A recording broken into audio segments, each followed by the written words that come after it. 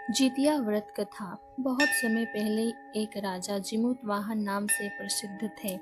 वे बड़े दयालु और धर्मात्मा थे। वे प्रजा का भला करने में सदा तत्पर रहते थे। एक दिन वे वन में घूम रहे थे। वहां उन्होंने देखा कि एक स्त्री बहुत रो रही है। राजा ने उनसे कारण पूछा।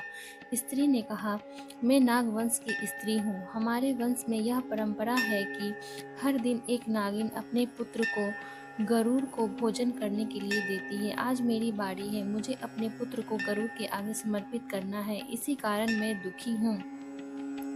राजा जिमूतवाहन का हृदय द्रवित हो गया। वे दयालुता से बोले, बहन, तू अपने पुत्र को मत दे। उसकी जगह मैं स्वयं गरुड़ के सामने जाऊंगा। इतना कहकर राजा ने उस बालक को छुपा दिया और स्वयं कफन ओढ़ कर शिला पर लेट गए। जब गरुड़ आया तो उसे लगा कि यह भोजन के लिए आया नागपुत्र है, परंतु जैसे ही गरुड़ ने देखा कि यह कोई साधारण नाग नहीं बल्कि कोई महान आत्मा है, उसने पूछा, तुम कौन हो?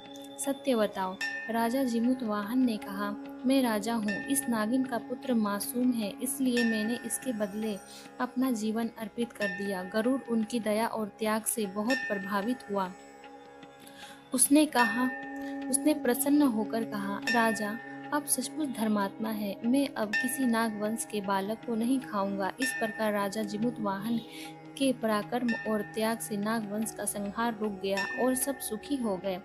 जितिया व्रत का महत्व। जितिया यह व्रत विशेष रूप से माताएं करती है। इसका उद्देश्य संतान की दीर्घायु, आरोग्यता और सुख समृद्धि की कामना करना है। कथा सुनने और व्रत करने से संतान पर आने वाले संकट दूर हो जाते हैं।